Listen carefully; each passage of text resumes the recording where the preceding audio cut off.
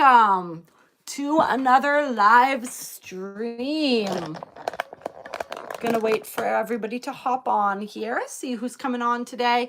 I did forget that I could do the thing where we set up the live stream beforehand. I'll get this down, you guys. I'll definitely do it for next week because next week is going to be on Thursday instead of Wednesday due to some forces beyond my control at this point. So I'll make sure that I set the live stream up ahead of time so that people can see anytime we have a different date. And honestly, hopefully just every time we have a regular Wednesday call as well. Just got to get into the groove of these things, you know. Hello, Annika. Hello, welcome. Happy to have you here as always. That strong guiding light in the chat. Today we're going to be talking about the astrology of 2025. Really excited to dig into this with all of you guys. I honestly did not remember to go back over the astrology before we did the live stream. So we're just going to be doing this all off the cuff, feeling into these energies together. But they are insane. All right. Like the energy this year, the astrological alignments that we have going on, it's intense. This is going to be, honestly, 2025, 2026, 2027. These are going to be massive, massive years of change. And this kind of astrology and these kinds of powerful shifts and energies, I don't think we've seen a year quite like this since 2020. I feel like we might have said that last year or maybe in 2023, but like it's really, really true for 2025. Like we have that 5 energy, right? It is a 9 year. So we are working with that 9 energy, but I've been called ever since 2020 to really look at the final digit of the year that we're moving into as well, which this year would be that 5 number, because I feel like that holds a certain energy too. So we're working with the 9, but we're also working with that 5, which is the energy of change. And there's something with the 11 too. It's so funny, like Spirit's reminding me of that because I just saw 11 as I was talking about the significance of these numbers. So there's something with the energy of the 11 as well. And I'm going to dig more deeply into that and figure that out for you guys. It has to do with the 9-11 energy.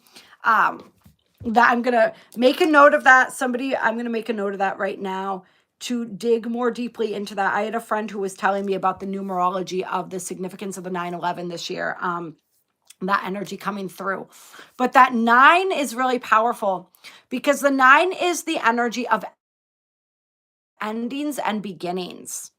And we can see this. We were talking about this when we were talking about how the 2 primary energies that we're going to be dealing with astrologically this year, as far as the zodiac signs go, is Pisces and Aries. Closing out these Piscean themes, these Piscean energies, and moving into those Arian themes, those Aries energies. Aquarius energy is also, of course, going to be quite prevalent as Pluto is in his first full year within the sign of Aquarius with no retrogrades into Capricorn. So that's a big energy too. But these Aries and Pisces themes, and we have Pisces, of course, being the 12th sign of the zodiac, the degree of completion, the sign of completion. And then we have Aries, the first sign in the zodiac, being the initiating force, that beginning energy. So we have that alpha and omega energy going on here, the beginnings with Aries and the completions with Pisces. We're going to be seeing a lot of that. What's ending and what's beginning, and how this is really happening simultaneously. 2024 last year was that quantum leap year through consciousness. So now we are really stabilizing on that new timeline with that new vision and really calibrating to that and beginning to see the changes that are representative of that energy that we're currently existing in, manifesting in our current reality. Oh, lollipop. Virgo energy can be critical of oneself, all right? And we have Virgo, the South Node is in Virgo right now. This was one of the first big astrology of 2025 that we just experienced on 1/11 when we had those nodes switching signs. So we had that North Node switching into Pisces and that South Node switching into Virgo. Virgo energy is beautiful. I have a Virgo moon. I understand it very well. And there is that energy of perfectionism. There is that energy where Virgo is really, really good at seeing possibility, seeing the potential, seeing the flaws, tending to, because Virgo energy is ruled by Mercury, it hyper focuses. And it tends to sometimes hyper focus on the things it doesn't like, the things it wishes it could do better. So that energy of perfectionism, that is one of the things that we're releasing and letting go. And we currently have Venus and Saturn conjunct or within conjunction range of each other. And they're going to have a conjunction. Where did I write that down? On the 17th and 18th of this month. And then another one in April. And that's going to be a big one because that's also going to be conjunct the North Node. And so as Saturn and Venus are working together, they're also dealing with these themes that are very Virgoan in nature. When it comes to the self-critic, when it comes to the ways that we judge ourselves, when it comes to self-love, the ways that we give and receive love, the ways that we feel worthy of love. In the sign of Pisces, there's a completion to this energy as well. So this is completing those cycles around worthiness that go back many, many lifetimes. And giving, that is really assisting us with that, that along with that South Node and Virgo energy, and releasing those parts of ourselves that feel that need and that desire to be perfect, being more gentle with ourselves, being more loving with ourselves. Oh, thank you as well. Those of you who are complimenting my tattoos, I appreciate that. And hello to everyone who hopped on. I know Annika does a great job welcoming everyone, but I want to say hello as well. Got Jamie and Amber, got Dee and Eve in here. Octavio, welcome. Isaiah, welcome. Who else do we have? Pomeranian Boy, another Virgo, along with Lollipop. All right, couple Virgos in the house here. Alessandro, welcome, welcome. Oh, thank you, Lollipop. Appreciate that. We got Italy in the house too. I love it. I love hearing where everybody's from. So definitely let us know where you're from in the chat so that we know all the different light workers that we have holding these points of light all around the world, right? Because that's what we're doing. And it came up in the live call that we did for Patreon last night. This energy of how, and I'm resonating with this, how there, some are feeling this energy where the grid workers, which is a light worker, if you're a light worker, you are a grid worker, right? We are holding that light wherever we are. We have been strategically placed in order to create and uphold this grid. Well, now the grid is fully functional. It's fully anchored in. And many light workers, grid workers, whatever we want to call ourselves, are going to be feeling the urge to travel more, to move around more. And there's like a circulating of this energy that happens when we begin moving to various places and activating and being activated by different locations. And there have been some light workers or grid workers whose specific purpose has been not so much to stay in one place and activate and hold down the energy there, but to bounce around to different locations and be this activator of these sacred lands and to share these keys and codes within them. So some people, that has been the purpose of the way that they do their grid work for quite some time. For others, it's been a little bit of a different process here where they've been more anchored. So we're definitely going to be feeling those who've been more anchored having this ability to shift and to maybe feel more of a freedom to move. Like some of us, we may have felt like we kept trying to leave a place, but we kept just kind of being drawn back there no matter what we did. You know what I mean? Let me know if you guys can relate to this, where it's like, okay, no, I don't want to be here anymore. I want to go there, but somehow you always end up back here. It's because your light was needed there. Some people just subconsciously knew this, so they didn't leave a location. Now that energy is going to be changing and more people are going to be taking up that energy of what some of those other light workers have been doing, who've been more traveling and moving around. And we're going to feel more of that energy circulating and moving.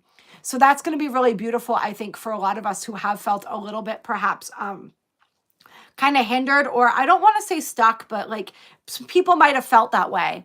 And thank you so much, Annika, gifting those memberships. That's very sweet. I love that. And for anyone who doesn't know, There is a membership now, channel membership. There are different perks for different levels. The first level that Annika is gifting right there has to do with having first access to videos before they come out publicly for everybody else. Has to do with having all the cool emoticons and things in the chat. There's lots of fun little perks there.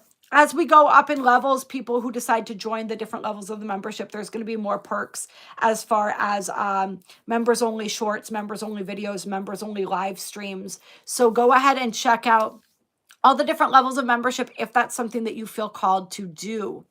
And if it's not, then just continue to show up for these live streams and everything else that we do. I love you. I honor you. I appreciate you in whatever way you're feeling called to show up and be a part of this community right now. Jamie, definitely feel the urge. Yeah. Oh, yeah, Jamie, you've been all over the place. Yeah. Hello, Michael. Welcome. All right. So getting back into this, where were we? We're talking about this energy of Aries and Pisces. And we got into that aspect of 2025 a little bit on the last live stream. We talked about how the North Node in Pisces is really assisting in this closeout of these Pisces themes and calling us toward that higher vibration and expression of that Piscean energy. We are in part of our wrap up for the age of Pisces, the age of Pisces here. That's going to be fully completed in 2044 when Pluto does his final sweep through Pisces. But these are sort of like the tying of these energies together here. So when we have Saturn completing that cycle in Pisces and Neptune completing its cycle, they're going to, each of these planets, be moving into Aries in 2025.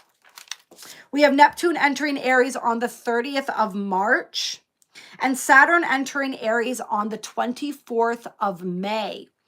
Both of these planets are going to retrograde back into Pisces one time during 2025. Saturn is going to retrograde on July 13th. We're going to see a Saturn retrograde begin. And Saturn is going to station direct, and that retrograde is going to begin at 1 degree of Aries.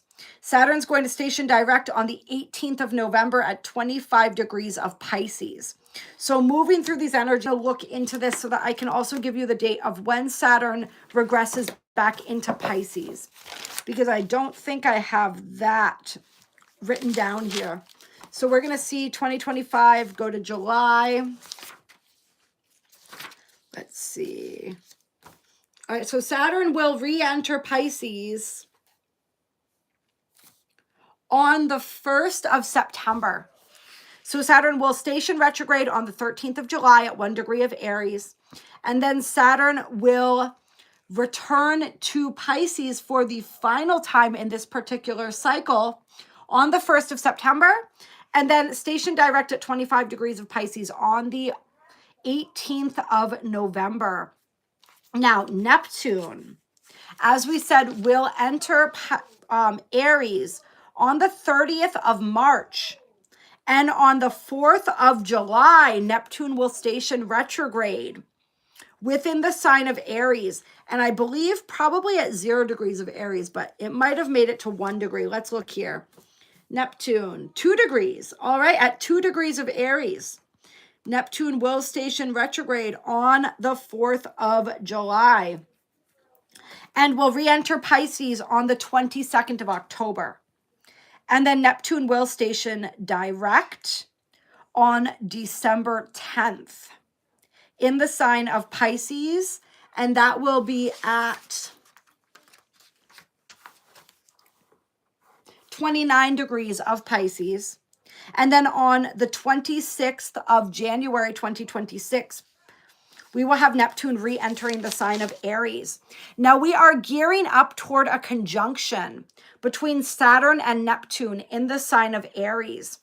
In March of this year, when we have, when we have Neptune at that 29th anaretic degree of Pisces, that final degree of Pisces, we're also going to have Saturn in the final degrees of Pisces, and they're going to come very close together. But they're not going to come into exact conjunction. They're sort of kissing each other. but they're not fully merging their energies. All right. It's just a little bit of a teaser here. And the North Node is going to be right around this energy as well. So North Node in those final degrees of Pisces. We're going to have Neptune here, and we're going to have Saturn within range. But the real meeting, the full meeting of these two astrological bodies, Saturn and Neptune, is not going to occur until the February 20th, 2026. And that's going to happen at 0 degrees of Aries. So there's a story, there's an energy here. They're also in July going to be within a 0.5 degree orb of each other at 1 degree of Aries. All right, so they're coming together, close together in Pisces, drifting apart, close together again in the sign of Aries, drifting apart, and then meeting back together at that 0 degree point of Aries, which is the ultimate birthing point. So there is this beautiful energy that we're in the process. It's sort of like we're in the cocoon now. We're being melded. We're being molded into something. And this is very much the light worker's journey here. Saturn representing karma, representing the 3D, representing some of these traumatic circumstances that light workers and starseeds have encountered, incarnating in this 3D matrix, right? These would be the healer's wounds. These would be the times that we were killed, the times that we were harmed for using our gifts, for shining our light. So there's this energy, this evolution here, as we're clearing out all of those energies of victimhood, all of those fears of being seen, all of that difficulty being present, being fully anchored and present into this earthly experience. And this is so interesting because we were talking about this for everyone on the Patreon who's on here right now. We were talking about this last night as well. The energy of fully landing. So there's this energy here of light workers fully landing through this process, through this dance between Saturn and Neptune, as they complete these Pisces energies and then really anchor and sort of launch forward onto this planet when they enter this sign of Aries. And that 2026, excuse me, my nose always itches when I channel. Those of you who watch my videos, the recorded videos, you know this happens all the time. It gets so bad. It's really going to be us touching down when we hit that conjunction on February 20th, 2026. And this is where light workers, we're really stepping into our power. We've worked through that healer's wound. We're no longer afraid to be seen. We're no longer afraid to shine our light. And we are just, it's just like balls to the walls, like, let's go. Let's do this thing. I'm here. I'm fully committed. You know, one of the ways that you can tell that you're a starseed or a light worker is because you don't feel like you belong here, right? There's always this disconnect. That disconnect has been our downfall in a lot of ways. When we're able to fully commit, we call it fully incarnated. All of our power is available to us here. When we're not fully committed to this journey, then we have this difficulty because we're not fully committed to being here. My apologies. Hold on one second.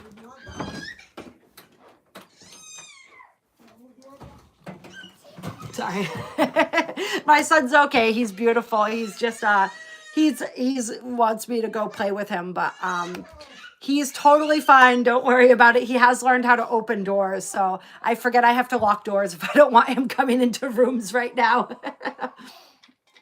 He'll be all right. So there's this energy where when we're not fully committed to being here, we are not able to have full access to our power. Right? Because part of us is somewhere else, energetically speaking. So it's about grounding down and anchoring in our soul's light and our soul's energy in this dimension, in this plane. And when we're able to do that, the impact that we're able to have on this reality triples, quadruples. Yeah. So that's going to be, I think, a really powerful shift for all of the collective. You guys, give me just a second. I gotta go. He's having a moment. I will be right back. All right, you guys?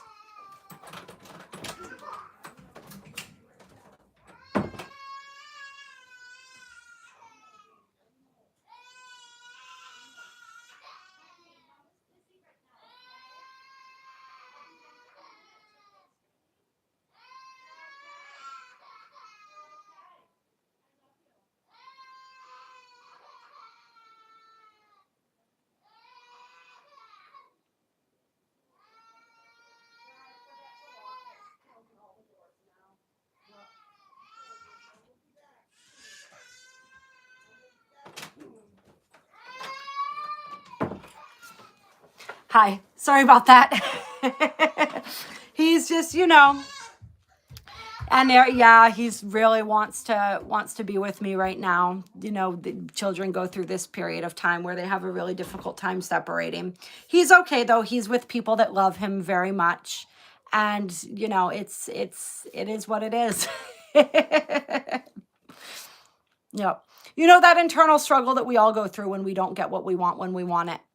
It's children. You can really see that energy acted out, and we can have compassion for that because we all feel that way internally. We just don't express it, right? All right. I want to check in on the comments for a second, and then we'll get back to the astrology here. Who can cure depression? You.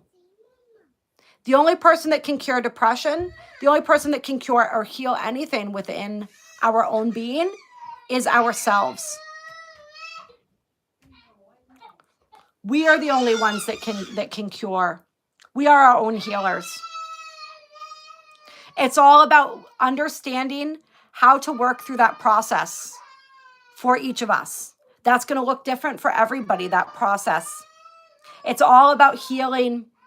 It's all about employing and learning different tools, different ways of processing our emotions. When we're experiencing depression, what we're experiencing is a disconnect with our current reality. Something is not aligning. So it's about figuring out what's out of alignment. Depression is when we've become so disconnected from our soul that it's a loss of life force. So it's all about figuring out how to bring that life force back in.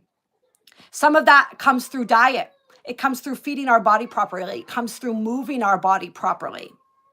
It comes through listening to our body and what it needs. It comes through processing our emotions.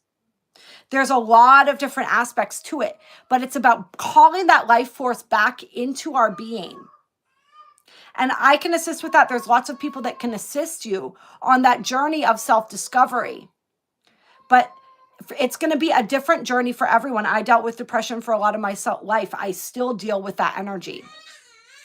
I know it's definitely something that I am still working through. All right. So it's that constant calibration and recalibration energy. That constant alignment and realignment. That constant awareness of what is in resonance for us and what isn't. And the more connected we become to our spirit, the more connected we become to our soul, the more we are able to sort of shift within these energies, recognize when these energies are becoming out of balance and correct them. And that's what it really is. Depression, any of these things, it's all about, it's your soul inviting you to connect with it on a deeper level.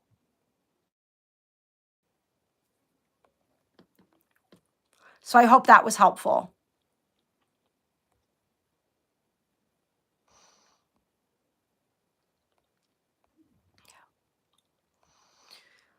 Oh yeah. We all have our own different struggles and challenges as we're moving through this ascension process, as we're moving through all of this, right? I think a lot of my fellow parents on here can resonate with that, especially my parents who have children who are very young. You know what I mean? There's a lot of, everything has to be looked at as an opportunity, right? It's an opportunity to consistently have to recalibrate. This is another example of constantly having to recalibrate our energy, our vibration, right? When we have these extra challenges, when we have like, it's just, we all are being given these different opportunities and these different challenges, so to speak, in different ways of like meeting our own needs, balancing those with the needs of others, right? Taking care of our own vibration, taking care of those who we have agreed to care for in this lifetime, you know?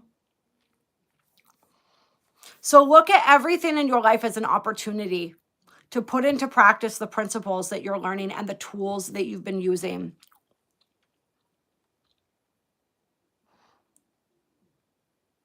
Legacy. Amelia, thank you. Jamie says, do we think that we'll have less confusion around what is real when planets move out of Pisces in the next year? I think that we are going to, I don't know. I think that there's a lot of the collective who's just starting to wake up, right? So I think in some ways they're going to be questioning that even more. But I think that there's going to be more of an emphasis, particularly as Neptune moves into Aries and out of Pisces, of the fact that we get to create our own reality. So I think the focus on that is going to be heightened. And the understanding that we get to choose what the dominant reality is, that we get to be the deciders of that for ourselves. Yeah. Oh yeah, Pisces energy, very connected to that depression energy. Yep. Go right ahead. All right, so yeah, I think it's going to be for those of us who've had that internal struggle of like, what is reality? I think we're going to be really anchored into reality is what I make it. Reality is what I decide. All right, let's see. What else do we have going on? So we're talking about that Saturn-Neptune conjunction and sort of the building up to that energy. So this is all a process, and it feels, as we're talking about it, very connected in with Chiron and Aries as well. And that journey of our empowerment. There's a lot of themes here when we're working with these Aries energy. It's stepping into that empowerment. The Pisces energy is about releasing disempowerment, connecting more with our soul, surrendering that need to control, and then moving forward from that state of perfect surrender to take those empowered and aligned actions and to move forward and create with that Aries energy.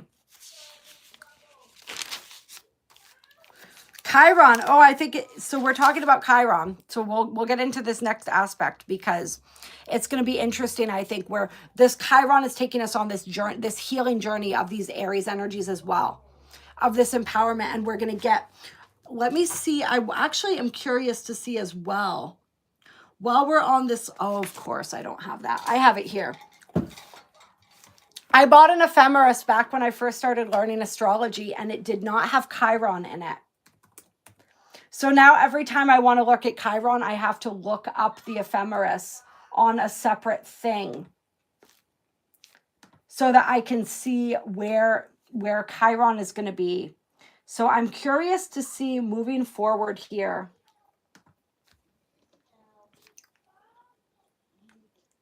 When Chiron is going to be moving, yeah, we're going to be moving into those final degrees of Aries, and Chiron will be entering Taurus on the 18th of June, 2026.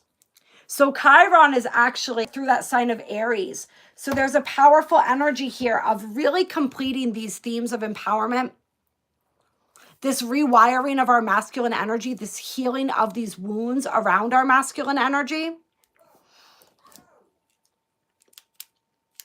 And one of the key points in this journey as Chiron is completing the cycle is going to be squares that Chiron is experiencing with Jupiter. And so we're going to have one of these squares occurring on October 23rd. And we're going to have another Chiron-Jupiter square occurring on 12/21. So during that 12/21 bifurcation gateway, we're going to be experiencing that second Jupiter-Chiron square. And this is going to be an energy here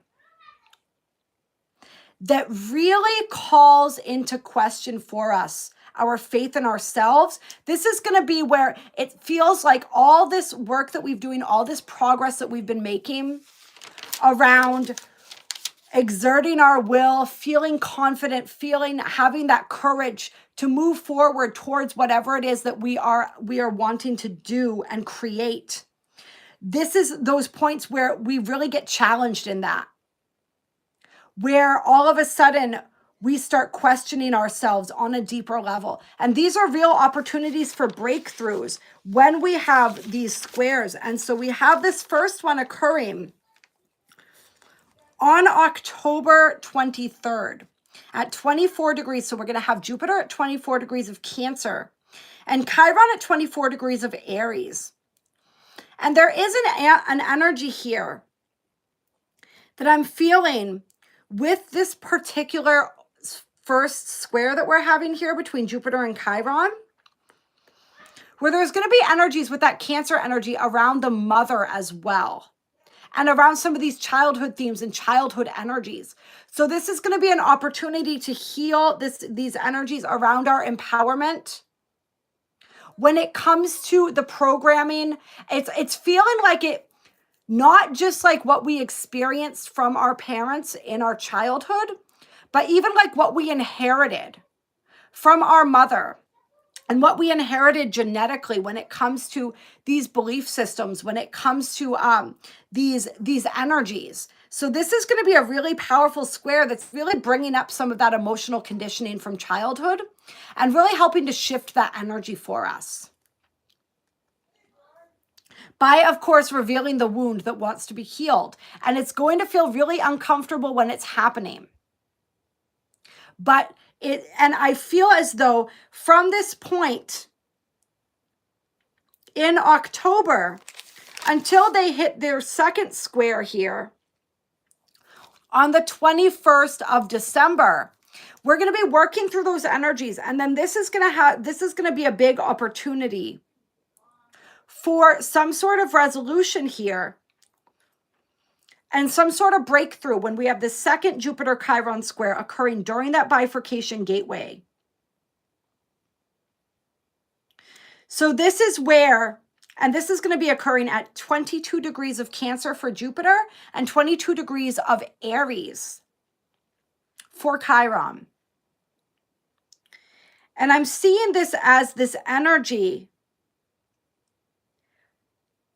some sort of situation, some sort of event that really pushes us to call upon that courage within ourselves, where we feel so disempowered, we feel so hopeless. All of that energy comes welling up, but then something forces us to dig deeper within ourselves to find that courage and confidence within us, to find whatever it is within us that we feel that we were lacking. And when we dig deep within ourselves to find that, there's a really powerful shift that occurs. So this is going to be a big turning point, I think, for a lot of people, particularly people who throughout 2025 are really struggling with this energy and with these abilities to take action in some area of their lives. And where this area occurs is going to be different for different people. Yeah, I know. I guess everybody disappeared for a second, but that's okay. Yeah. They'll come back up when they're ready, right? So anyone who is really struggling with these themes of empowerment, throughout 2025 with these abilities to take action. That, like, when we get to the end of the year, that 1221 gateway, that final Jupiter Chiron square, I really feel like that's going to be bringing these energies to a head, and it's going to be providing a powerful breakthrough. It's like, it's going to be a tower moment, but a really powerful breakthrough for those who needs that. And that is, of course, the day the sun enters Capricorn as well. And that is the winter solstice. What's interesting about that is that Capricorn, so we have 22 degrees of Cancer, 22 degrees of Aries, that we have Jupiter and Chiron at respectively. We also had that massive conjunction of Pluto and Saturn at 22 degrees of Capricorn back in 2020. And Capricorn, 22 degrees is a Capricornian degree. So there's a lot of powerful Capricorn energy here, really assisting us when it comes to, so this is going to be a really powerful square. And whatever this tower moment is for people, this is going to be really, really powerful, particularly when it comes to ambition, when it comes to our greater worldly goals, when it comes to what it is that we're striving for, and how it is that we're marshaling and utilizing our resources in the world. All right, let's see what else we have going on here. We talked a little bit about the energies of Venus and Saturn, and Venus is going to be a big player in 2025 because we have Venus going retrograde toward the beginning of the year. So right now, Venus is hanging out with Saturn. As we said, Venus is in this process with Saturn of assisting us in working through these themes of self-love, of self-worth, the ways that we allow ourselves to give and receive love, the ways that we love from getting in. And so there's this beautiful heart-opening process here, particularly in the sign of Pisces. And there's this beautiful completion energy within that sign where we're really wrapping up these cycles of self-love and these cycles of where it is that we've been seeking for that love, where it is that we found ourselves able to receive, as we said, that love. So they're beginning this talk. And then Venus is entering the sign of Aries. And Venus enters Aries, let me see here, on the 4th of February.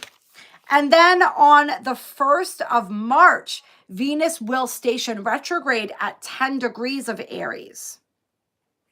This Venus retrograde will take her back into the sign of Pisces.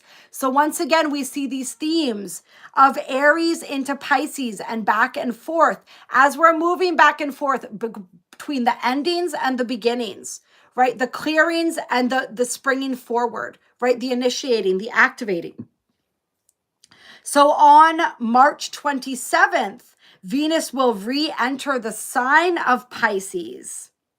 And interestingly enough, she's going to re-enter the sign of Pisces on the 27th. We are going to have Neptune entering the sign of Aries on the 30th. So as Venus re-enters the sign of Pisces, she's going to be at that 29-degree point, and she's going to be meeting up with Neptune here. And this is where we have, and let me look here, that beautiful conjunction between Neptune, the North Node, or it's Neptune, Venus, and Saturn. So there's this beautiful energy of Saturn coming together, really, like this is where Saturn and Venus really open up their energy and they receive this huge breakthrough. They receive this huge clearing of energy. So that's where the heart chakra really gets cracked wide open, is where we have this energy present here. And I'm wanting to look forward, you guys. It's been crazy. I don't know how you guys have been doing over these past couple weeks, but I feel like I've been running in 5,000 different directions, just trying to manage so many different aspects of life right now. Yeah, it's been a little bit crazy, so I apologize that this isn't more organized. It is what it is, you know what I mean? I have so many different notes about so many different things. And, you know, we're all human. We're all doing the best we can. You know what I mean? So we have that beautiful conjunction with Saturn and Venus And that's in April. And that's when we're feeling that real opening of that heart chakra there. Yeah, okay, that's what it is. So these are two. I'm so sorry, you guys. I'm fucking all over the place right now. Oh my God. Yeah. It's okay. It's okay. Yeah. This is just where we're at. Let's, we can take a moment together to be vulnerable, to be overwhelmed, right? To be frustrated,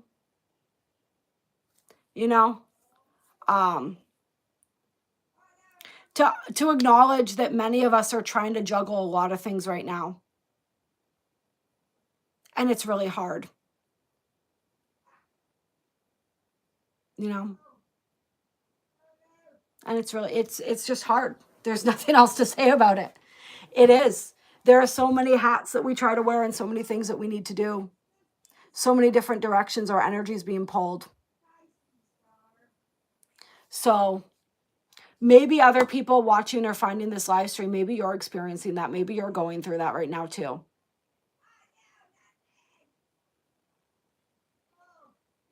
So I'm sending love to you. And I feel like, honestly, if anything, this live stream was meant to show people that you're not alone in that. Okay. And honestly, I think that that's what we're gonna work through that energy. We're gonna work through that energy. I'm gonna get my notes put together a little bit better to do a better overview of 2025 for you guys. You know what I mean? That's more organized, that's more concise. And right now we're just gonna be here together. We're just gonna be here together in these energies. Loving ourselves through the frustration, through all of the different struggles. And this is that Saturn conjunct Venus energy, right?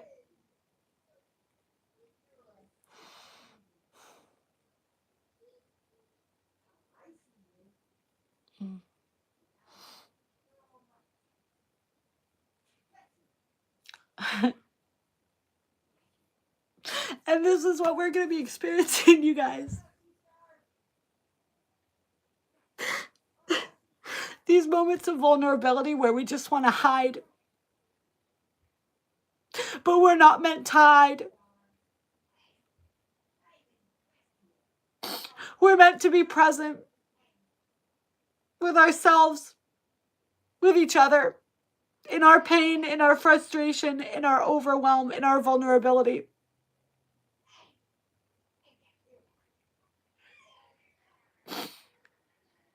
To know that it's okay. It's okay to not be perfect. It's okay to not have it all together. And that's what 2025 is going to be, I think.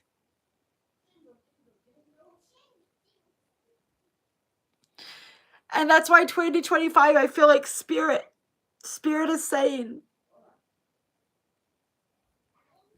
right now, it's all about slowing down to get ahead. There's going to be this crazy push and pull of energies.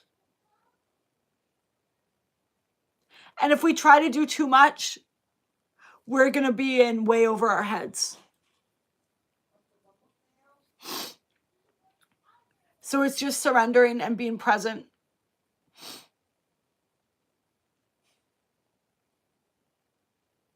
Being real. You know what I mean?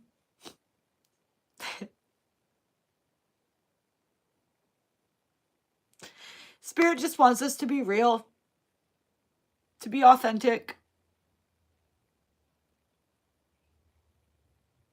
To see ourselves and the beauty of who we are and to recognize that beauty in each other.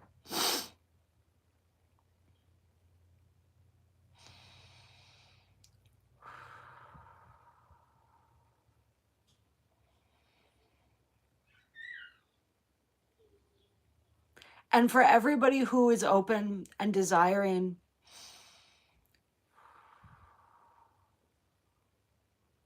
There's a healing, there's a lightness being offered, coming through.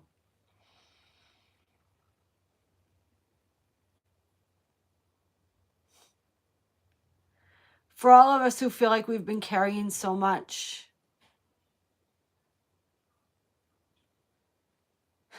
Spirit's offering to take some of that weight off of our shoulders.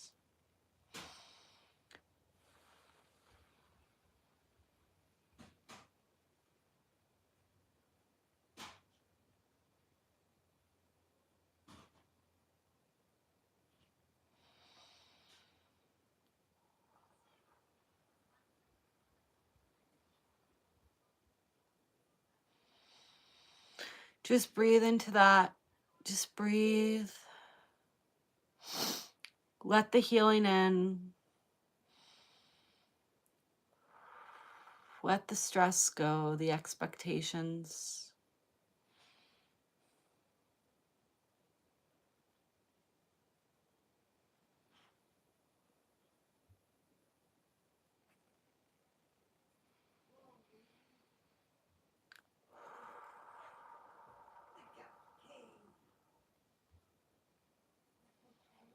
Know that you are loved, that you are perfect, you are beautiful just as you are. You don't have to be anything, you don't have to do anything.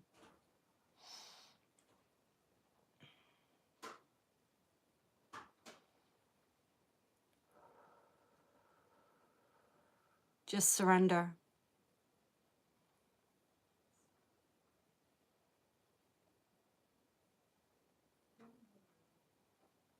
This year, I feel like those of us who are trying to do too much are going to get to a breaking point. Kind of like I'm at right now. And we're going to be forced to surrender everything that we can't handle to Spirit. This is the year that we really learn how to come into co-creative partnership with Spirit and understand what that really means, right? Because I think we talk about it all the time, but I think a lot of us don't really understand what that means. Yes, it means allowing Spirit to speak to us, to inspire us, right? But it also means surrendering and allowing Spirit to carry some of the load. This is the year that we really learn what that looks like. That we really come to a point of surrender. That's what that North Node in Pisces is all about. We come to this deeper level of surrender, of openness, of honesty, right? With that Pluto and Aquarius energy. Pluto and Aquarius squaring that Shapley attractor. And that's going to be for the next few years. We're going to be feeling that energy. Standing more deeply in our truth. But yeah, that energy of surrender is so big. And it's like surrendering it all, right? Surrendering our image, surrendering our reputation, surrendering what people think about us, surrendering what we even think about ourselves. You know, because what I think about myself is just a compilation of my own judgments and biases, right? It's more about getting in alignment with what does Spirit think of me, right? What does my soul think of me? Beginning to see ourselves from that perspective. And that's a whole lot of what Venus and this Venus-Saturn conjunction is about for us as well, I think. We're really having this opportunity as we move through these final pieces of Pisces here to view ourselves and our lives and our entire earthly experience through that lens of our higher self, through that lens of our soul. And my dear beloved, you know who you are that I'm speaking to. If you could turn down your phone a little bit, I can actually hear myself talking. It's a little bit weird. We're going to pull some cards. We're going to feel into this energy here. Just see, clear. What other messages Spirit has for us? I hope that everyone was able to have some release, just like I did. That was like the tip of the iceberg. I think it's going to be a day of a lot more releasing than that. But it's like Spirit wants us to get flexible with this. All right? And it's so funny how like if we don't acknowledge and feel what we need to feel, like we're like it's gonna happen anyway. That's just sort of like the energy that we're in right now. Like I'm being reminded of the fact that earlier today there was just a lot of frustration and overwhelm and energies that I was experiencing, and I was like, oh God, all right, I need to feel this and move through this, but like I don't have time for that right now. So we need to table this, and I'm gonna do it later. And then of course, later just happened to be in the middle of this live stream. You know what I mean? So it's there's going to be a lot of these periods where it's like these emotions, these energies are going to keep coming up, and it's just about continuing to release them. Spirit wants us to get really good at this, where as soon as they come through, we let them go, right? Where we just literally are letting them flow right through us. That way we're not holding on to anything, because that's another energy of this South Node or this North Node in Pisces rather, and this completion of these Pisces energies. It's learning not to hold on to anything. Learning how to operate from the energy of healthy detachment. You just walked in 18 degrees. That's how much I needed to release. So we have the Empress coming out. There's that beautiful creative energy coming through.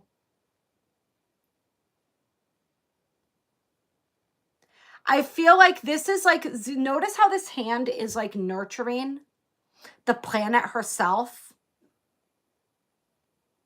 See how beautiful, how powerful that is? Like the message and the energy that's coming through right now is like Spirit is saying, when you nurture yourself, you nurture me. When you send love to yourself, you send love to me.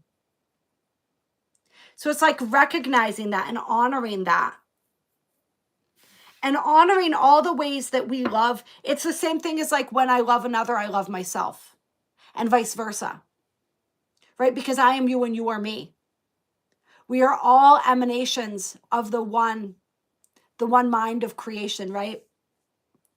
And so it's the energy of really taking care of ourselves, really nurturing us, nurturing all of our creations as well, but nurturing us from this beautiful divine feminine energy that doesn't force, that simply allows. We can't force anything to develop before it's time. All we can do is nurture it, make it feel safe, make it feel loved, wherever it is that it's at.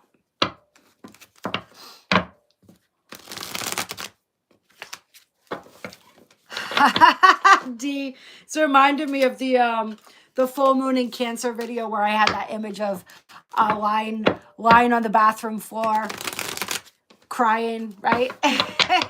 I never really had my purge from the full moon in Cancer either. There was so much happening, so much going on that I almost kind of bypassed that energy. So I feel like it's kind of looping back around maybe and sort of hitting me right now. I don't know if any of you remember, time is not linear. It works in all kinds of different ways.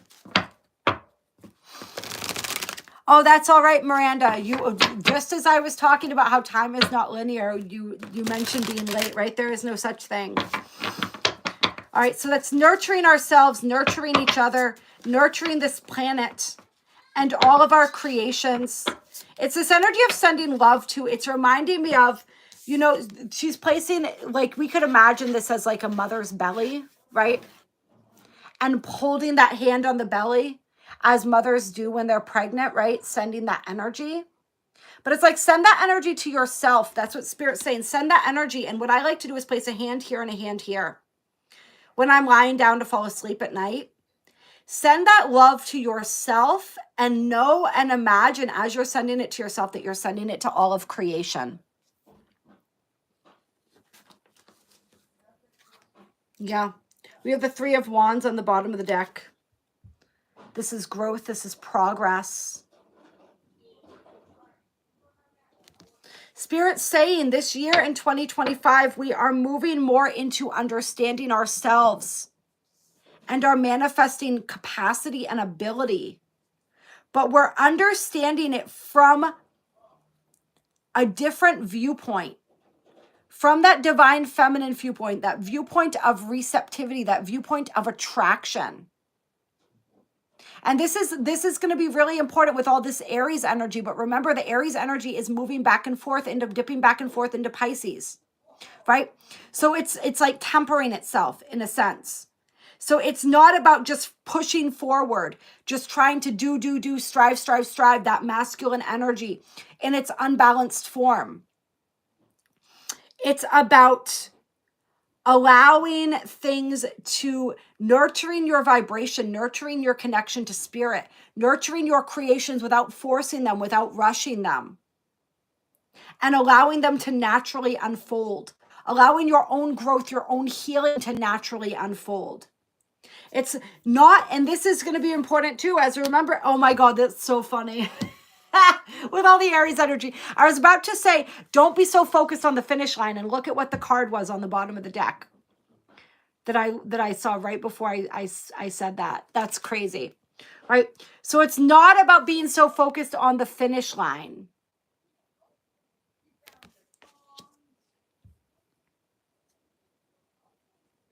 Knowing that everything will come to completion. You'll cross that finish line in perfect timing. It's about the journey, right? And it's about not killing yourself on the way, on the way to get there. All right? And stop comparing ourselves to other people. Spirit is always throwing that in there.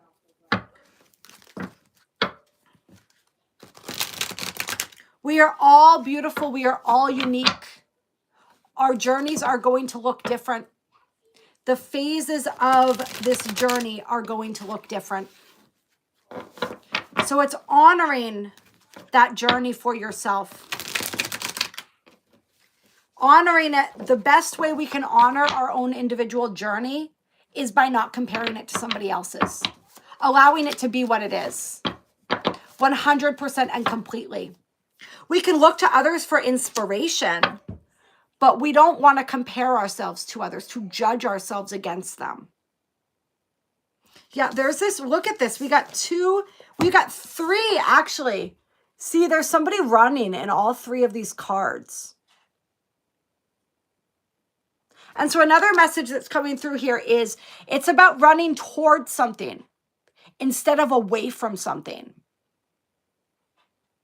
A lot of us for a really long time, we've been running, but we've been running away from something, running away from the life that we don't want, running away from the bad relationship, running away from the pain or the trauma that we haven't wanted to confront, right? Running away from the 3D, right? Now it's like, don't focus on what you're running away from. Focus on what you're running toward. And obviously, like we said, pace yourself. But what are you moving toward? All right, what are you building? What is your desire? This is going to be a year where we get really clear on our desire. And if we get really clear on our desires, there is like the amount of clarity that we have around our desires is going to directly correlate to how powerfully they're able to manifest. But like we said, we don't want to get so focused on our desires that we can't think about anything else except achieving them. We don't want to become impatient in that process. We want to pace ourselves. We want to love every step of the journey and where we're at, but we do want to have an idea of the trajectory that we're going, if that makes any sense. I hope it does make sense. Yeah, could be running away from love.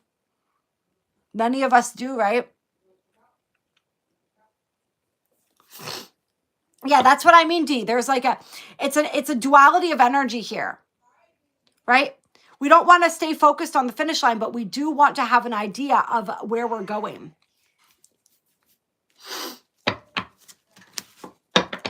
It's like what really matters to us is going to come into greater focus.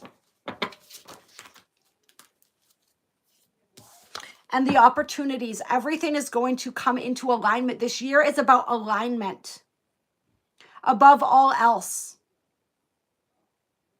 Alignment with our higher selves, alignment with our purpose, alignment with our path. It's all vibrational. Everything is vibrational. So we take the actions that align us on a vibrational level. And that's what drives us forward. That's what helps us to progress, to move forward. I love this. We have the Hierophant in reverse with the High Priestess.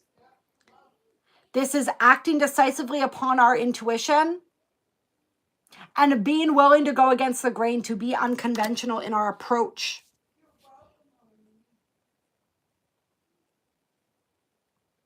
Our higher selves are going to be giving us some interesting downloads. They're going to be telling us to do some things that might not make a whole lot of sense. Are we willing to listen?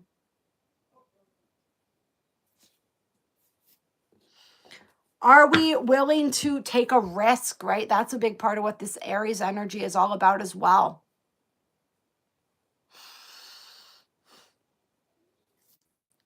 If we are, there's going to be a lot to celebrate. This is going to be a year about moving towards what is truly fulfilling and moving away from what offers us that empty fulfillment, that in the moment satisfaction, that instant gratification, but isn't lasting and doesn't have real substance or meaning for us. Anyone who is still trapped in that energy of instant gratification, who is still moving towards things that are not aligned with their soul, the emptiness of that is going to be more and more pronounced. We just had the Lovers come out here. So this is going to be very true in love and relationships as well. Tell me more about the Lovers. Clear. Why this energy is coming out. Gemini energy there. We have Judgment. Okay. All right. So what I'm feeling here is, and the Six of Swords needed change. There's going to be a real move. The choices that we've resisted making, the decisions that we've resisted making, this year is going to be a year where we really get pushed to the point where we can't put things off anymore. We're going to have to make those choices. We're going to have to make those decisions. Those changes. The changes that we've known we need to make for quite a while. And there's this energy you see here where she's kind of got a split face. These are like different timelines. There's this energy here of like making different choices that align us with different timelines, with different versions of ourselves.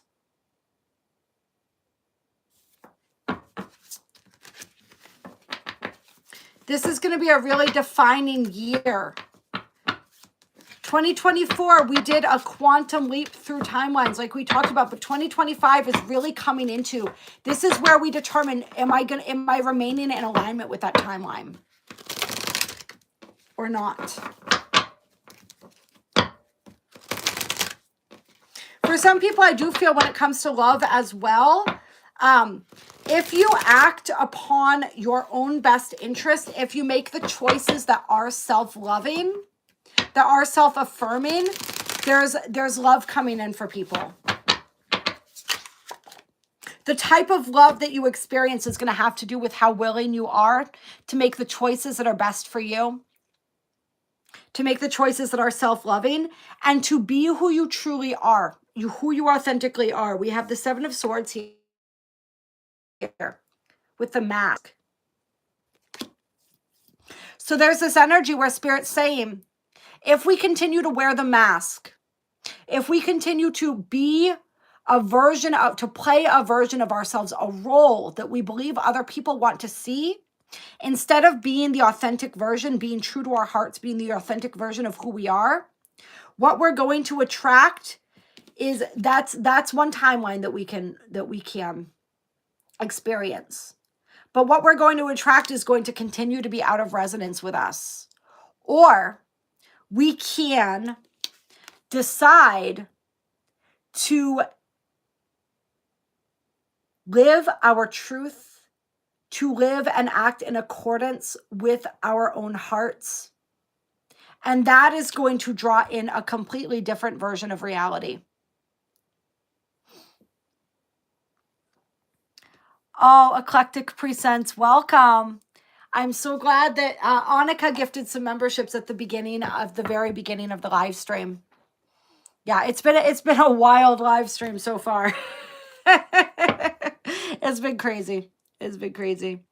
All right, so yeah. So we get to choose. Do we stay in alignment with our higher timeline, or do we drop down into a lower one?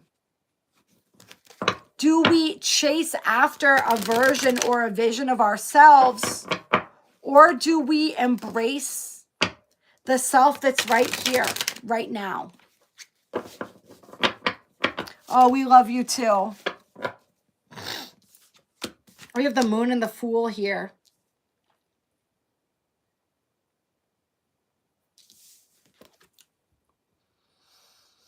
There's that Pisces energy. I also feel this as Cancer energy, right? Because Cancer is ruled by the moon.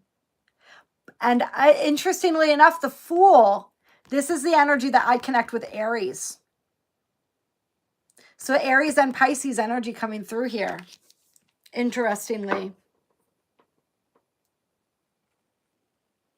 So this is a year of moving out of the illusion, deeper into the truth. This is a year where the blinders really get peeled off. And we recognize, it's like we look in the face the thing that we've been afraid to acknowledge, that we've been afraid to see. We're no longer afraid to look. We're no longer afraid of what we're going to find.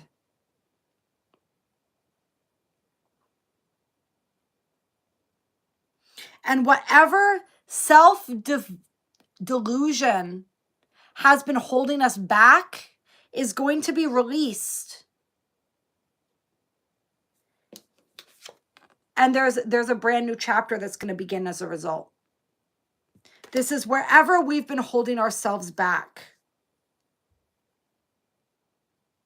And this is all unconscious, right? So this is nothing that we've been doing consciously, right? Most of us, we wouldn't consciously hold ourselves back, right? Why would we do that? Most people on a conscious level want to be happy.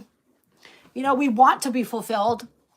We want to be all of these unresolved traumas, the belief systems,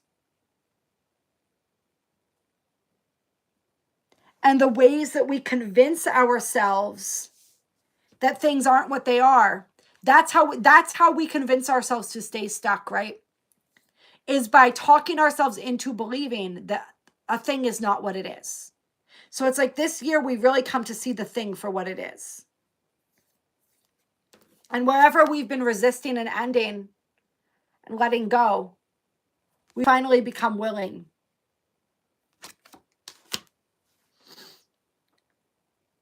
For some of us who have not been willing, there may be some forced endings. I'm feeling particularly around eclipse season.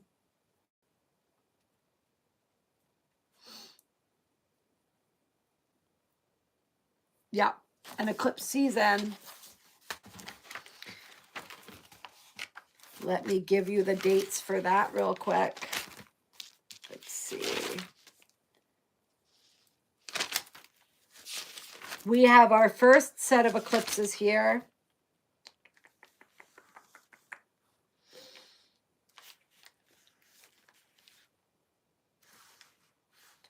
On the 14th of March, lunar eclipse in Virgo. And then we have a powerful new moon partial solar eclipse in Aries on the 29th.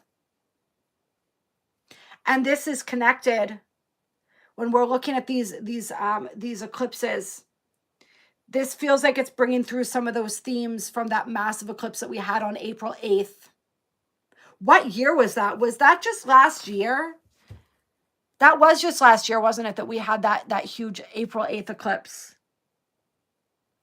It feels like a lifetime ago. Just last April. Does anyone else feel that? Like how, like I'm thinking about that now. I'm like, how is it possible that that was when that happened? But that was just in April. That's crazy. So this is connected to that. This is bringing through themes and energies. And that was, if you guys never saw that video, I'm going to pin a link to it in the comments here. Now the video was also looking forward to 2027 and 2034 when we have the completion of that cycle of eclipses. And it was looking at the Alpha and the Omega that were drawn over the United States when you put together that April 8th eclipse plus an eclipse in 2017. And then the 2020 eclipse as well. They created the Alpha and then we had the Omega, and how we had that giant X or Omega being drawn over the Middle East, Egypt, and Asia. All these powerful countries in 2020, between 2027 and 2034. So I'm going to link that video because that's crazy. And there's a connection in with that energy. There's a continuation of that energy that we're going to be experiencing with that. That's going to be really powerful. And that's going to be during a Mercury retrograde in Aries too, that we're experiencing that eclipse. Yeah, that's going to be wild. And then, of course, the day after that eclipse, Neptune enters Aries. So essentially, Neptune is within that Aries energy during that eclipse. So that's going to be wild. That's the first set of eclipses. And then the second set of eclipses we have here. Let me see. The 7th of September. Total lunar eclipse in Pisces. And then the 21st of September, partial solar eclipse in Virgo.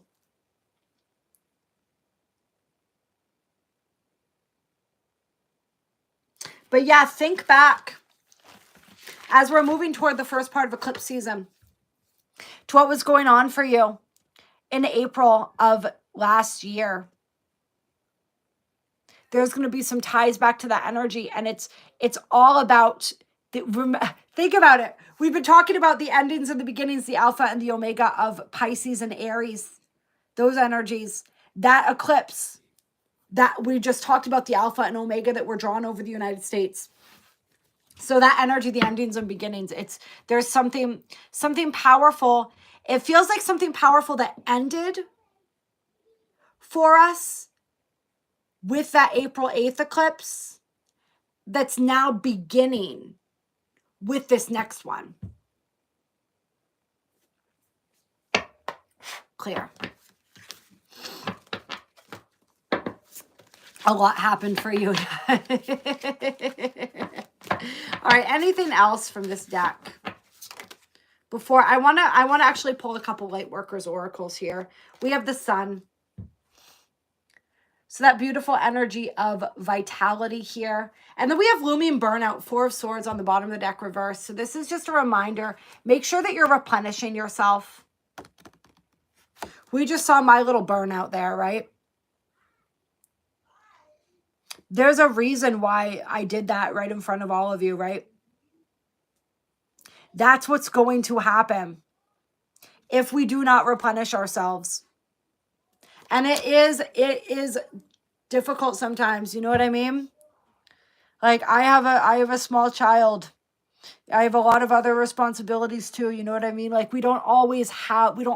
sometimes it's a luxury to be able to replenish ourselves, but we have to find a way. We have to find a way. Because if we don't, like, that's what happens. And that was just a little, you know, release of emotion there, right? Burnout can get a lot worse and a lot more intense than that. All right, so Spirit wants to make sure none of us are burning out. Literally, Like those solar flares coming from the sun are intense. And I feel like we're going to get some massive ones coming with that new moon eclipse there. Like the solar rays are going to be off the charts. So like we've got to, and so Spirit's using the analogy of the sun right now. Like the sun is life force energy. It is source energy. It is so good. It is so healing. But if you go out in the sun all day long, you don't take shade when you need it. You don't drink water when you need it. You're going to get burned. You're going to end up with heat stroke. All right. There is such a thing as too much of a good thing. Everything in moderation. Trust your body to tell you what it needs. Trust your spirit to tell you what it needs, and take heed of that.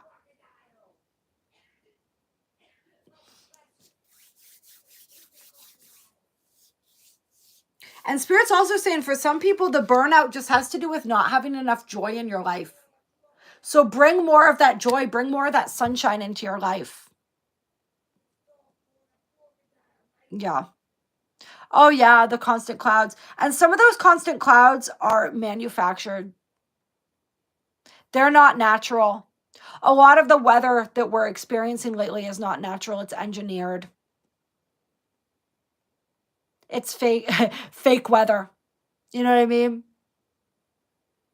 And that's so funny. It's coming back to what Jamie said about like whether reality is going to be more clear, right? And it's, who's to say, like literally there's like fake, there's a real and a fake for everything. There's real weather, there's fake weather right now. You know, there's real news, there's fake news. There's real people, there's fake people. It's everything in between. You know what I mean? So it's just you can help to clear that weather too, and those clouds and all of that. Call in the dragons. The dragons are really great for clearing that out, for assisting with that. Call them in to help alchemize all of that, all the cloud seeding. They're really out of control with the cloud seeding right now. They're just going nuts with that. And that's creating like these strange fogs and mists over places too. This is why you really want to make sure that you're taking good care of your body. You're taking really good care of your spirit, your vibration, some type of regular detoxing activity, some ways that you're clearing energy out of your body, and like physical toxins too will be really, really important. And Spirit's saying the sun will help revitalize us too. So when we can get it, make sure that we're taking advantage of it, taking advantage of that sunshine when we can. And I am going to, Spirit has been pushing me to record that meditation that I wanted to do for everybody of connecting with the Grand Central Sun. So I'm going to be getting that out for you guys, because I think that'll be really important. On those days where we don't have the physical sun, where we're not connected with it. Yeah. Yeah. Yeah, that mystery fog is part of their cloud sisters that are going on with some, I would call them unnatural disasters.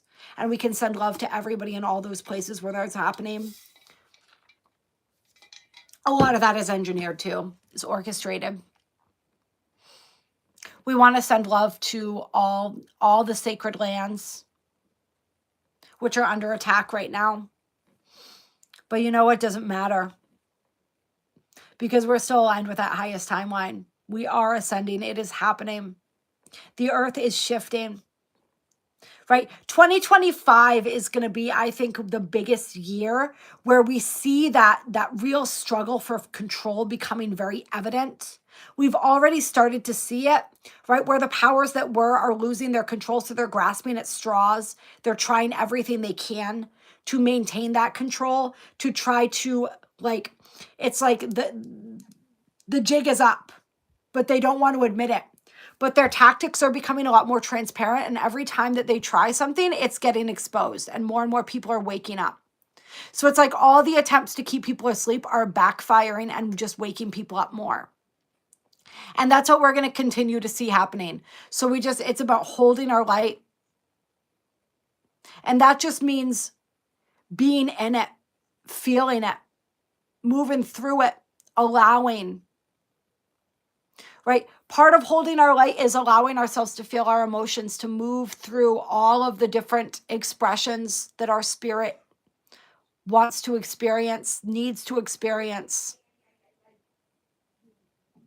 It's letting ourselves cry when we need to cry, scream when we need to scream. That's how we hold our light too, because moving those emotions through us prevents them from getting trapped. And when they get trapped, that's when they lower our vibration. When they move through us, it's a temporary thing and we're lighter afterwards. You know, so it's just like knowing without a shadow of a doubt that we are powerful, that we are aligned with our highest, most organic timeline, and continuing to take the steps that keep us aligned with that. Knowing when it's time to rest, when it's time to move. Some days it may just be moving from the sun to the shade, right? And that's okay. That's perfect. A lot of people talk about that shutting the internet down. I don't think I don't think that's going to happen. I don't think they can. They can try. But I feel like no matter what they try to do, there's going to be a workaround. But yeah, actually, Dee, you bring up something interesting. So something that I was shown was how the internet is like an artificial web of telepathy. And it almost felt like in some ways it was like a training wheels. And when the wheels come off is when we no longer need that and we're able to just communicate fully telepathically. It's like this weird artificial network of like wires and connected energies, right? Because we haven't figured out how to do that for ourselves. We're getting there, right? Capitalism loves the internet, so it'll be fine. Probably, yeah. Yeah. No, they won't be able to. I mean, as long as Elon Musk stays positively polarized, he'll fucking throw on the Starlinks and we'll just go with that. You know what I mean? If they block access to websites, we'll move on to the dark web. We'll figure it out. And in the meantime, yes, we'll continue flexing our psychic muscles so we can get to the point where we don't need it anymore. Yeah. Pretty sure Starlink's way faster anyway than the other internet that we use. I'm not sure why you can't click on the links. That's strange. Let me see. I want to see if I can. I don't know if I should try it, actually. Somebody else give a try. Try tapping on one of the links. See if you can access them that Annika's posting in the chat.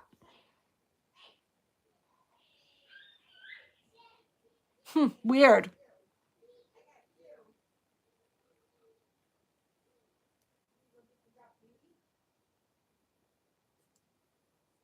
Oh, interesting. Huh. Let me try to do something on my end to see if I can change that. I wonder if there's a setting that's on or something about links. Hold on.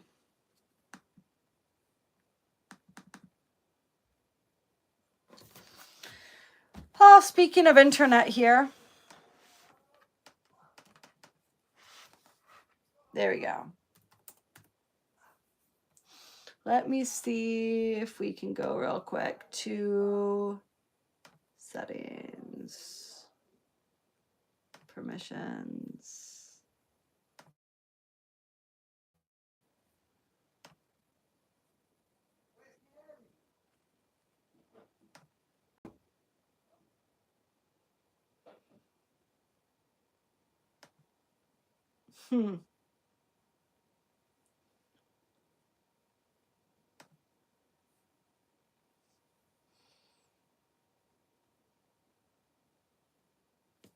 Nope, that's not clicked. That's strange. Oh, wait, it says URL set in live chat are already blocked. So I don't know how to unblock that. I'm going to have to figure that out after the live stream. Yeah, why that is. I would think that if moderators are able to, you would think that you would be able to, but I don't know. I don't know why that's not allowing that. I don't know how to change that. I'll figure it out though after the live stream, and we'll get that fixed. But if you go in the description box of my videos, the links should be there as well. And hopefully they're active in my description box. It might just be disabling them in the live chat for some reason. What is this we said here?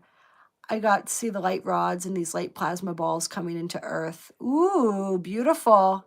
Yeah, exactly. Like, that's beautiful that you were able to witness that. Because it's like, I haven't seen that. I haven't been shown that, but I can only imagine how beautiful that is. Just because of the high vibration of the light coming in right now.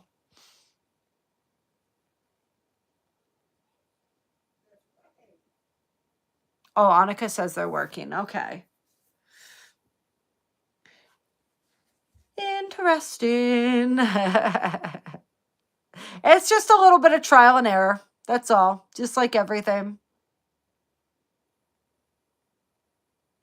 No. I love and appreciate all of you. Honestly,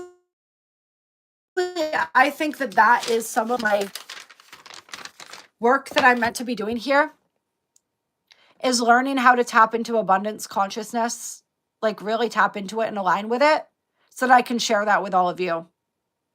That's been an ongoing process for me. There's been a lot of belief systems and a lot that I've had to work through within myself, within my own genetics, right? My own family lineage, surrounding poverty, consciousness, scarcity, all of that energy. Shifting your reality. I'm really making some progress, even believe it or not, in the energetic realms right now. And I look forward to sharing that with all of you as I continue to figure out how to hack the system, so to speak. And when I do, I will share that with all of you, because we're all meant to be living in abundance. That is our birthright. That is our natural energy. This is our birthright and our natural energy right there. Clear. Yeah. Yeah. A lot of us are. That's why we're all here connected together. I love this coming up just randomly as I'm shuffling the deck. It's that energy of justice coming through for our creations. Anywhere where our creative energy or power has been blocked, there's some type of release for that coming, I feel like.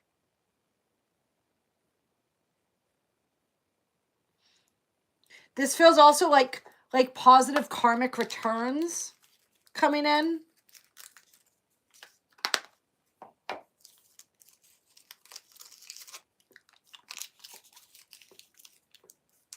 And a reminder that we're always creating with our choices, with our actions, with our thoughts and our vibration. Clear.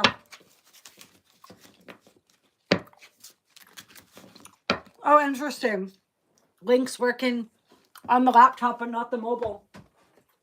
Well, that's really helpful considering most people are on their mobiles these days. What are we going to do here? Oh. Interesting. I'm being called to pull a closing card from the Akashic Tarot, which is really strange because I don't usually pull from this deck. Clear.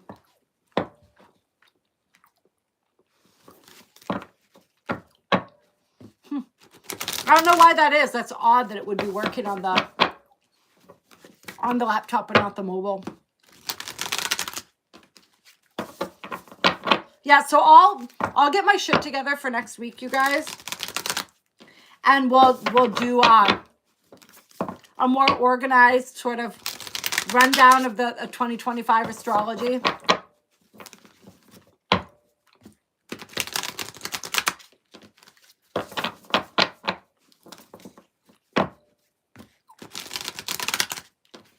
Let's see what closing guidance or energy spirit has for us. Hello, Care. Welcome, beautiful. All right, that was definitive. Archangel Michael coming through, coming in hot. Archangel Michael is saying, you're talking a lot about releasing the things that aren't serving you, these belief systems, all of these energies. Like, let me help you with that. Remember, I got a big old sword, and that sword is powerful. There's also this energy. See, he's with children in this card. There's 2 children with him in this card.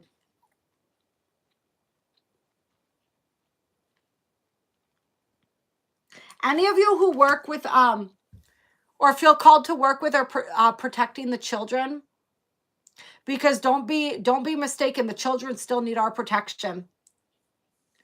Child trafficking, all the horrific stuff, like that's not done. That's not over yet. We're weeding it out, but we still got a ways to go. Call on Archangel Michael. He works to help with protecting the children. That's one of his major missions right now. This is a 9 card as well. 9-year, like we said. Interestingly enough. So he's here to help us with the endings. With letting go of what we need to let go of. Releasing what we need to release so that we can move into the new beginnings that are waiting for us.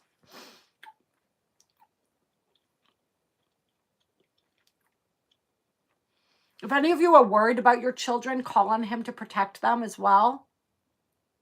Some of you, it's like your children might be of the age where you can begin teaching them to call on him themselves. And he's saying, like, teach them how to wield his sword. His sword just isn't for him to wield if they're afraid of the dark, if they're afraid of things. Teach them how to hold that sword, you know, within their minds, right? And use it to protect them, to keep them safe. Let's see. This is all about entering a cycle of increasing power. One where you know your courage is growing and you know what actions to take next. Trust your convictions, your power, and your resourcefulness.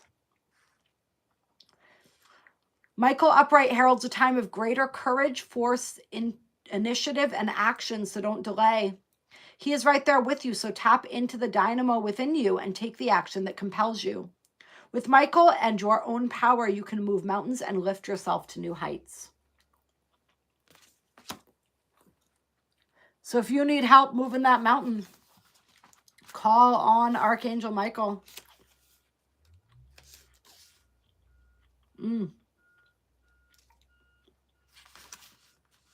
Oh boy. Then we got the Lookout, which is basically the tower on the bottom of the deck. Oh, what does Spirit want us to know about this tower? This Lookout here. Archangel Michael's here to help guide us through that too.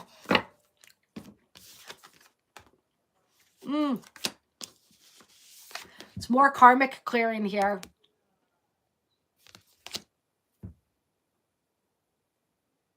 Got major karmic closeouts for people this year. So be aware. This is a time for really recognizing and identifying where we are involved in these karmic cycles so that we can complete them once and for all. We complete them by acknowledging our part in the situation, by forgiving, and by detaching ourselves energetically.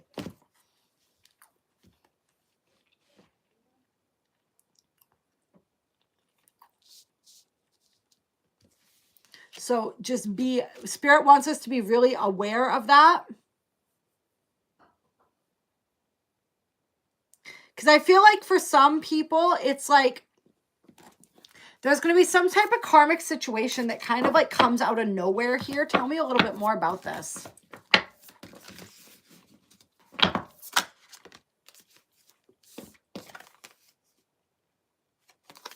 Got reflection, number 19.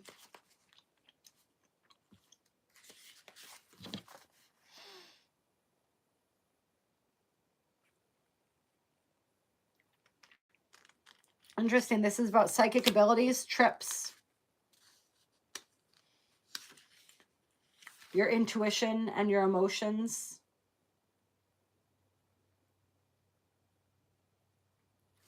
Interesting. So I feel like there's some type of karmic closeout here this year. And once that energy closes out, it's like the intuition and the psychic gifts really activate and skyrocket. So this could be what we were talking about. Remember when we were talking about Saturn coming into conjunction with Neptune, and this process that we're going through with these two planets of releasing the healer's wound and all of the karma and all of the trauma surrounding being seen and using our gifts in past lifetimes. That it could be something related to that. Some type of karmic situation that's prevented you from stepping into your power, into your gifts. There's an opportunity for clearing, healing, and releasing that, and for a complete rebirth.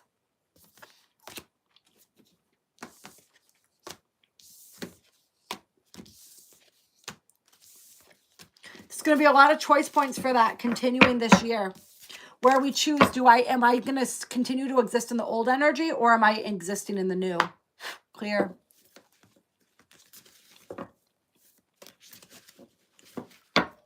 Yes, Michael, absolutely. The children can certainly be looked at as humanity as well.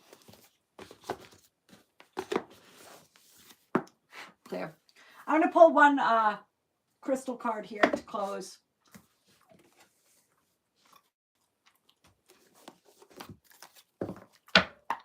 There.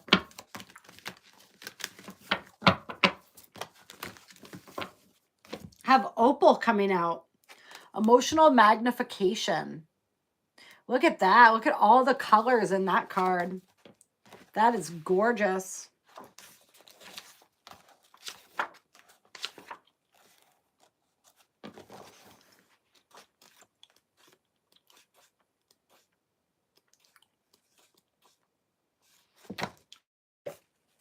The Master Crystal Deva of Opal is Upalael.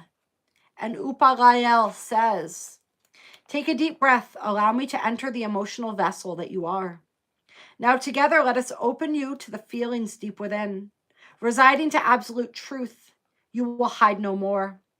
Your fears will melt in your new awareness. I am the open, active heart. Embrace me. I will burn within you forever in guidance. Like the light of 1,000 suns, I will shine and magnify you, making you aware of the role of emotion in the creative avenues of manifestation and judgment. Be aware as I enter you that I know no limit. Seeking to place you on your individual path of realization, I will magnify the emotional space.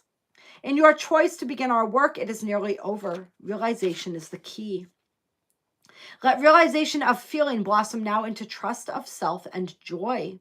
I help all that will truthfully step upon my emotional frequency. Mine is a path of fire held in water's embrace. All are ready, but few truly awaken me and stand in my emotional fire of truth, lest they burn. So let's see here. Opals are up to 21% water. So they have a powerful effect on our emotions, magnifying our feelings and allowing a chance to take responsibility and be an absolute awareness of the intentions behind them. So really helpful when we're working through these karmic energies, right? Opal can be your best friend when you feel good and understand your emotions, or your worst enemy when you take no responsibility for the way you feel or are unaware of the intentions behind your emotional state. She quite simply magnifies what she finds. She knows either way you will find mastery and balance. All right. Opal is the stone for those who believe they do no wrong, are inhibited, and or do not act on feelings. She teaches one to allow feelings into action, respect the emotions of others, and be faithful and imaginative. This stone can allow you to read the true intentions and feelings of others via the eyes, where it has a powerful healing effect. Opal also activates the higher spiritual and psychic abilities, making them useful in everyday life. It is one of few stones that are able to assist people to embrace earth changes and is often able to deliver the reason, cause, or purpose behind them. If opal has come to you today, you are being asked to be truthful about the way you feel and take action. Often in life, we feel it is better for others if we are not completely truthful where our feelings are concerned. However, a small untruth can quickly become the base for a far larger and more hurtful illusion. Opal's work is often done within the self and is personal, in which case you only hurt yourself. But when it includes those we love and those that respect us, the least we can do is be honest and truthful. Fill your heart, discipline your mind, and allow your spirit. Only then can your perfection rise through the purifying fires of truth. In the light of emotional truth, I take action is the affirmation here. And then on the bottom of the deck, we have selenite. Always a favorite here. Spiritual guidance. One of the highest vibrational crystals. Connecting to those upper chakras. Cleansing, clearing.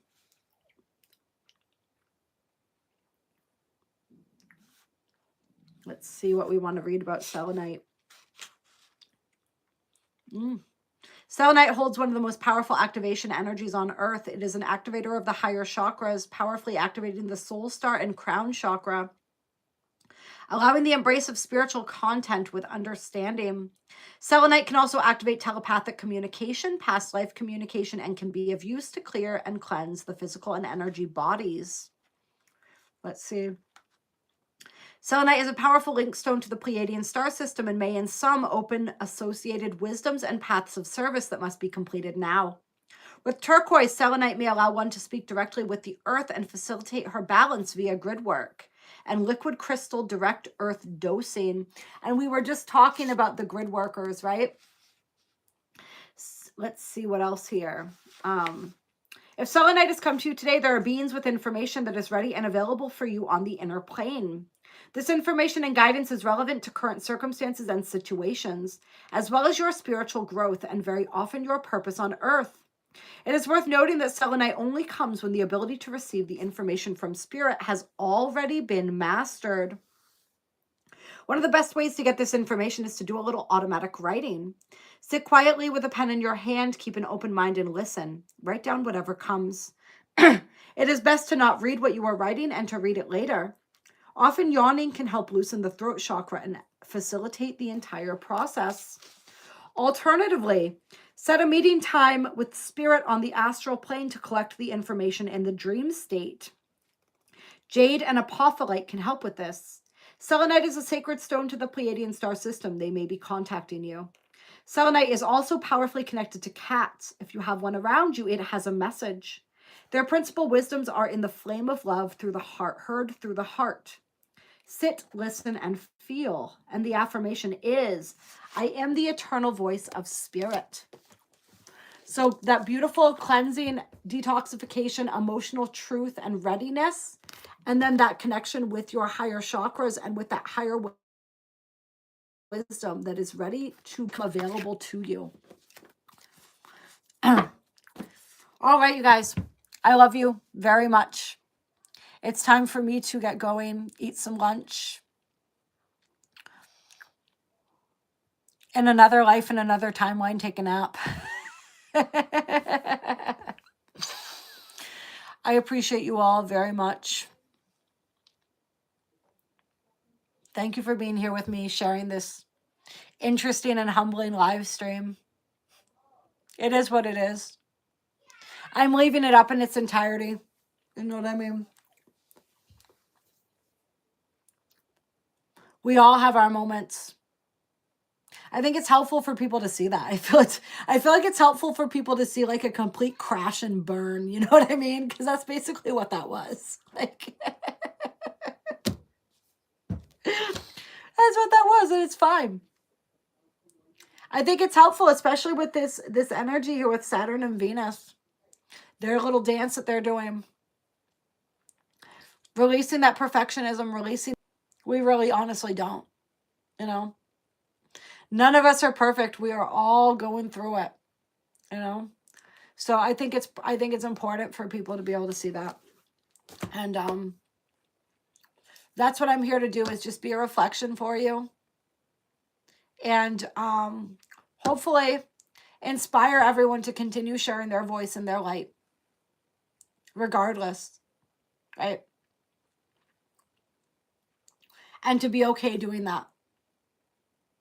And to not worry about how you're going to look, what people are going to think, what people are going to say. All the people who really matter.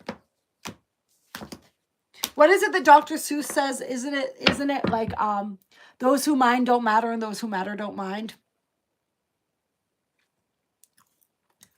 Some wisdom. Clear some wisdom, nuggets of wisdom in those little rhymes. All right, there's that red jasper for those who need to do some more self-nurturing.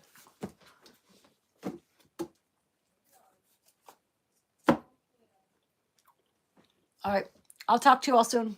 Goodbye. And if the links didn't work for you and you want to join the Patreon, you want to join the channel membership, any of the different things, they should be working on a mobile device as well, hopefully, if you go into the description box of some of my videos. So if anybody does and they're still not working, let me know. And maybe we can paste those in the comment section of this video too, for people. All right. I'll talk to you all next week. Next week's going to be Thursday. And I'm going to set up the live stream now so that it's ready to go for Thursday, just so that people know as well. So people see that coming up. All right. Love you much.